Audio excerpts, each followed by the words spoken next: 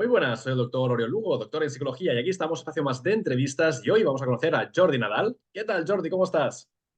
Buenos días, encantado, un placer hablar contigo. Para mí también es un placer, te presento. En primer lugar, decir que eres editor, escritor, fundador de Plataforma Editorial, licenciado también en Germánicas por la Universidad de Barcelona y has sido también reconocido por tu liderazgo en el ámbito editorial. Fundaste Plataforma Editorial en el año 2007 y también has desempeñado un papel destacado en el mundo editorial y literario. Tu trabajo ha sido también premiado en varias ocasiones y también es conocido por tu increíble contribución en el fomento de la lectura. Destacamos también algunas de las obras como Libroterapia, Leer es vida y La invención de la bicicleta, que también, gracias también porque me lo regalaste, con lo cual los disfruté muchísimo y los recomiendo desde aquí para que todos los puedan comprar y leer. Jordi, bienvenido, ¿cómo estás? Bien, es un placer encontrarse con personas que leen y que tienen la generosidad de compartir cosas que le gustan. Si además en este caso también son obras de mi catálogo y o obras mías, pues es un placer doble. Pero gracias porque todas las personas que recomiendan algo que han leído realizan un acto de generosidad de contarle a alguien, mira, me he encontrado esto, era bueno y lo quiero compartir contigo. Por tanto, viva la generosidad. Totalmente. Jordi, me gustaría saber tu historia. Sé que la has contado muchas veces, sé que es algo que es recurrente, pero siempre hay gente que a lo mejor no la conoce y también puede escucharla y saberla. ¿Cómo empezó todo el proyecto también de plataforma editorial y también el mundo de la edición? En el mundo de Internet, en el mundo de la disrupción digital, en el mundo de la red, todo el día hemos oído hablar en estos años de empresas que empezaron en un garaje en Silicon Valley. Pero mi vida, entendida como empresa, empezó también en un garaje. Empezó en el garaje Nadal de Lliçà d'Amunt, el taller donde mi padre reparaba coches y luego mis hermanos. Por tanto, yo empecé, puede que en Silicon Valley hayan empezado muchas empresas en un garaje, pero yo empecé en un garaje. Yo vivía encima de un garaje. Y en ese garaje vi, como pequeño de cuatro hermanos, a una familia que tenía como uno de los lemas posibles en la vida, trabajar, servir, dar la cara, rendir, estudiar, ser aplicado, ofrecer servicio, ser leal, ser, no sé, trabajador, curioso y defender muchísimo la dignidad. Ahí empecé a leer Mortadelo y Filemón y luego Asterix y Tintín, casi por este orden, mis grandes referentes a la hora de formarme una primera visión del mundo como lector y empecé a leer. A los 16 años hacía una ficha de cada libro que leía cuando estaba haciendo bachillerato y tal vez eso marcaba un poco lo que sería luego mi profesión. Tengo un amigo, Ramón Parellada, que tenía el restaurante Señor Parellada en Barcelona, que decía que en la vida tienes que tener tres cosas. Unos estudios que te dan una cosmogonía, un oficio que te permite ganarte la vida y una pasión, un hobby, algo. Él decía, creo recordar, mi hijo ha estudiado historia, creo recordar, de profesión es cocinero y le gusta la música. En mi caso, a mí me gustó, digamos así, estudié filología alemana, me gustaba el sector editorial y en él entré y en él he realizado toda mi vida y mi pasión es leer, mi hobby es leer, también ver buen cine. Entonces han estado tres cosas muy alineadas. Entonces desde un pueblo, de un garaje en Lliçà d'Amunt hasta Barcelona y tener una editorial que en 16 años ha editado 1.200 libros, la línea recta sería sentir curiosidad, ser trabajador, tener ganas de dar la cara y luchar por las cosas, y luego empezar a leer y leer. Leer te enseña a disfrutar, a buscar y a querer compartir y escribir, pues tres cuartos de lo mismo. Totalmente. Creo que ya llevabas más de 1.800 fichas, escuché en una entrevista, pero creo que esa entrevista ya es un Y poco ahora antigua. son 2089, sigo Toma haciendo una ya. ficha de cada libro. Hubo un tiempo que tenía una especie de secretario, jefe de gabinete que me las pasaba Word, los Toma ya. fragmentos que había subrayado, etcétera. Pero yo leo en papel y subrayo con lápiz. O sea, Sí, a mí me gusta también. subrayar. No tengo un lector digital, no, no me apetece. Creo que lo que lees en papel lo recuerdas mejor y hay un vínculo físico con Sí, el libro físico, con subrayar en lápiz. Es decir, hay algo muy generoso en subrayar, que es reconocer a ese libro, a ese autor, es sí. reconocerle que aquello que estás leyendo te impresiona y no quieres olvidarlo.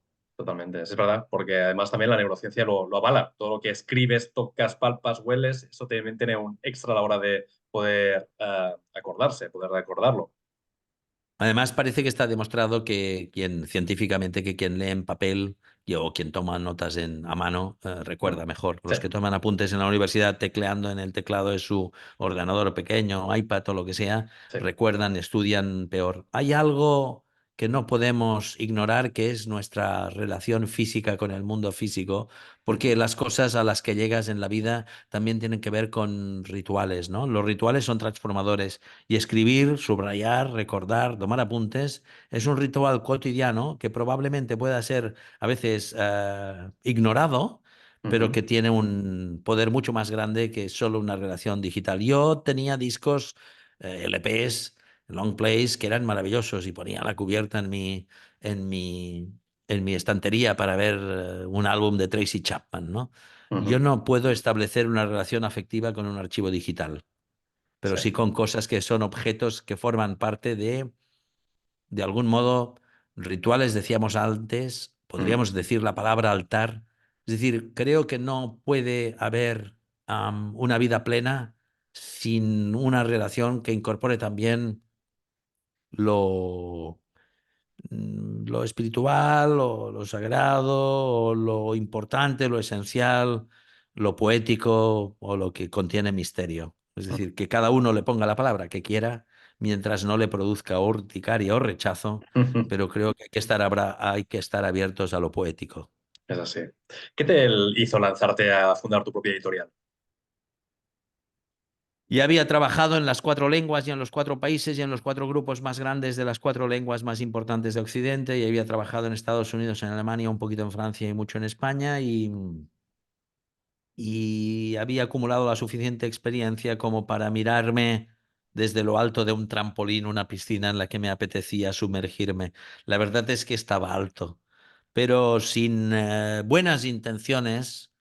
Hubo gente que me dio un empujón y me encantó, porque la Mm, gente que probablemente no quería ayudarme me hizo el favor de mi vida. Entonces, monté la editorial a los 45 años. En 5 meses y medio salí de un gran Toma. grupo a finales de abril.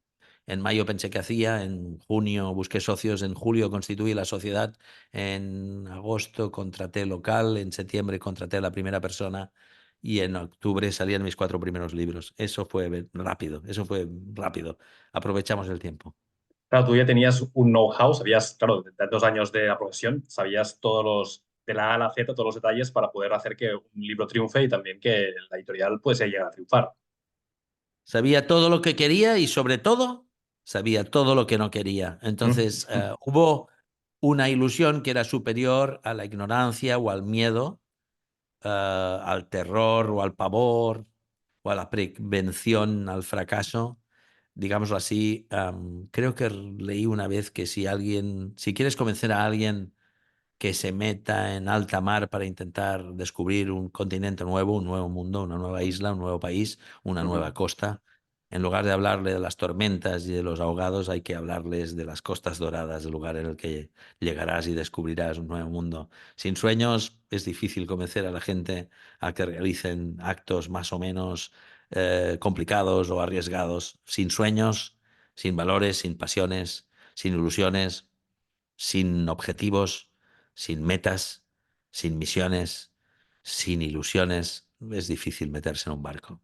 Totalmente. Y luego, para de aquí, el proyecto también fue creciendo, fue también ampliándose hasta lo que tú decías, ¿no? Más de 1.200 libros publicados, pero ese proceso desde el año 2007 a ahora, que más o menos llevaréis ya unos 16, 17 años, ¿no? Más o menos, desde 2007. Sí, Entonces, 17 años, ¿no? Claro, aquí han habido también muchas cosas, ha habido también muchos altos y bajos, ¿no? hemos recibido una cantidad apabullante de propuestas, de manuscritos, etcétera. Hemos tomado muchas decisiones Mm, y en algunos casos hemos acertado del todo, en otros casi nada, en mm, algunos hemos empatado.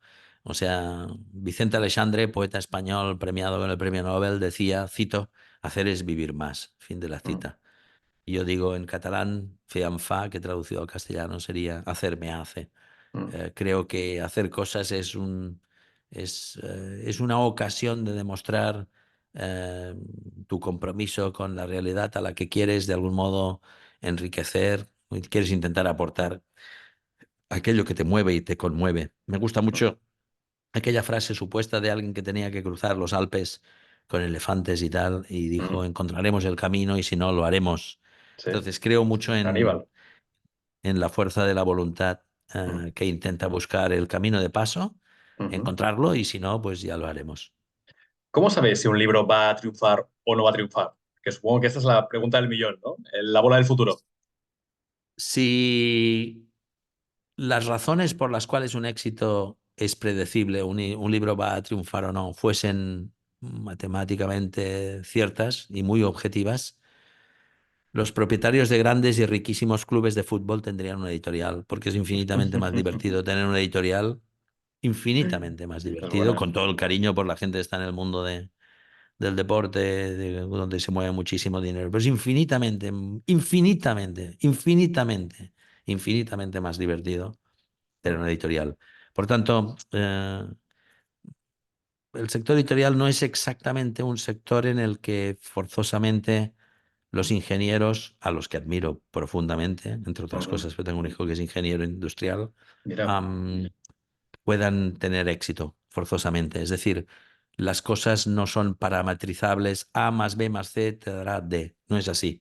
Entonces, hay una cosa que es menos visible, que podemos llamar intuición, Ujú. donde estás procesando informaciones, muchas inconscientes, que te dicen si ese libro puede o no puede funcionar. Existen, naturalmente, un montón de parámetros que puedes analizar para tomar las decisiones desde la información, ¿no? Por supuesto. Pero no es una ciencia exacta. Es decir, la edición no es una ciencia exacta. No hay unas leyes de la edición. La ley de la gravedad que formuló, si no me equivoco, Newton, Ujú. es una ley. Es una ley que rige el universo. En la edición no hay una ley de la gravedad que te diga, si haces este autor o autora que tiene este programa en prime time, te vas a comer el mundo porque funcionará siempre. Ujú. Funcionará en algunos casos, pero no sé si siempre. Si haces este autor o autora de Estados Unidos que tiene tal o cual, no sé, carácter o hecho notable, va a funcionar. Los libros que son éxito en otros países no siempre tienen éxito en el nuestro. No todo es matemáticamente reducible. Si haces A más B más C, te dará D. No es así. Entonces, nos equivocamos y del mismo modo que entiendo que la industria farma busca moléculas para encontrar Ujú. nuevos medicamentos, nosotros, nuestro laboratorio de moléculas es editar un libro y ver qué pasa. Exacto. Entonces, a diferencia del mundo del automóvil, donde si tú te quieres comprar según qué coche, te lo fabrican y te esperas porque te lo fabrican just in time, justo a Ujú. tiempo, para que te llegue a tiempo. Ujú. Muchos editores imprimimos libros just in case, para ver si nos los compran, ¿no? Por eso Ujú. luego los almacenes pueden estar llenos de libros. Ujú. Los libros que están en los almacenes sin moverse son la prueba silenciosa, Ujú. pero onerosa, la prueba que cuesta dinero, de que te has equivocado. Te has equivocado con el libro, con el título, con el precio, con el autor, con el contenido, con el tiraje, con la cubierta, te has equivocado en algo. Hay algo que falla. Eh, Hay algo que falla. También es cierto que si cada vez que aprietas una tecla tuvieses éxito, no habría esta especie de vértigo tan emocionante Ujú. de decir esto ha tenido éxito. Hay gente que Correcto. dice, te voy a contar cómo he comprado a este gran autor, en muchos casos con éxito. O, Ujú. perdón, con dinero. En muchos casos lo hacen con dinero. Es decir, Exacto. algunos autores que son muy notables se compran con dinero. Por eso, a diferencia del mundo del boxeo, donde un peso pesado no puede luchar con un peso pluma o welter, Mm. en la edición tú entras en un cuadrilátero en el que hay alguien que pesa mucho más que ti, mucho más que tú, Sí, sí, y sí, que te va a entiendo. intentar hacer papilla, ¿eh? Es decir, en la edición hay menos claridad y reglas de juego nobles que en el Ujú. boxeo. En el boxeo un púgil de 120 kilos no puede luchar con uno de 70. Claro. Está prohibido. Pero en la edición estamos todos ahí y no es lo mismo estar en un mar en el que eres tiburón o eres sardina, ¿eh? Sí, Es sí. decir, las dos cosas pueden suscitar, no sé si las sardinas tienen adrenalina, pero no es lo mismo nadar siendo tiburón que siendo sardina. Es así. Entonces tienes que nadar Sí, más rápido. Si claro. tienes un tiburón a tu lado, tienes que nadar más rápido, más efectivo. Tienes que pensar más como los guerrilleros, Exacto. ocupar Iba a una decir esto. posición Sí. y moverte como la guerrilla, ser más Guerra de rápido para que guerrilla. no te... ¿Vale? Y puede ser también que haya una serie de tendencias, por ejemplo, el hecho de que haya un tipo de novela, un tipo de libro que esté ahora también más de moda, a lo mejor esa corriente, adaptarte a esa corriente puede ser también un factor de éxito o clave. Claro, lo que pasa es que cuando una cosa es tendencia, los demás se dan cuenta, es como aquellos Más patios tarde. de escuela donde todos los niños o niñas van detrás del mismo balón, ¿no? Ujú, Es decir, la posición en el campo de juego, muchos de los jugadores de fútbol que han sido más admirados es porque sabían dónde tenían que estar para recibir y ujú, sabían ver al que tenían que pasar el balón, ¿no? claro. Entonces, hacer lo obvio, cuando haces lo obvio, te ve todo el mundo. Ya. Cuando haces lo obvio es más difícil que tengas éxito porque estás haciendo algo que es obvio, ¿no?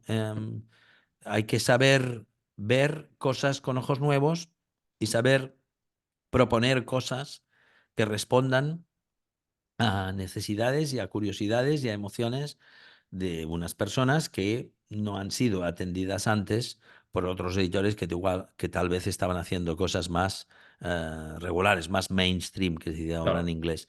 De todos Ya. modos, en el sector editorial hay 70.000 títulos nuevos en España y en Frankfurt, en la feria del libro más grande del mundo, cada año en octubre, hay más de 1 millón de novedades que presentan ciento y pico países, más Toma. de 4.000 y pico editoriales que exponen, ¿no? Entonces, si una persona que lea mucho en una vida puede leer entre 1.000 y 4.000 libros, por decir, Ujú, en España se publican 70.000 títulos nuevos, con lo cual nadie se puede poner estupendo diciendo que lo ha leído todo, porque no es cierto, y ujú, nadie puede volver de la Feria de Frankfurt diciendo una paparruchada tan grande como he descubierto el libro de la feria, porque eso no es cierto, no existe. Hay libros que aparentemente son menos visibles y que son ujú, un cañón en ventas, y viceversa. Hay libros que pueden tener una gran prensa, pero no venden.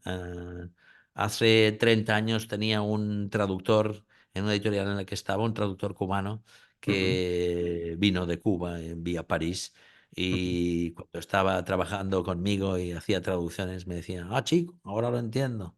Tú trabajas para estar en la revista Fortune, yo trabajo para estar en la enciclopedia Larousse. ujú. Ahora, simplificando, algunas personas siguen queriendo estar o en la cubierta de papel couché de una revista económica, Sí. como personas que han hecho mucho dinero, y otras que quieren la gloria y el parnaso. Algunos que quieren las dos cosas, que es lo más difícil, y Ujú, algunos que aspiran a las dos o a una de las dos, pero no consiguen ninguna de las dos. Para todo, para cualquier frase que se diga sobre un libro, lo que se diga es cierto y su contrario también. Hay ujú. gente que dice, los libros que empiezan por no venden. Y en su momento, No Logo de Naomi Klein vendió muchísimo. Sí. Y entonces, cualquier cosa que digas es cierta y su contraria también. Sí, sí, sí, sí. Hay excepciones para todo, es así.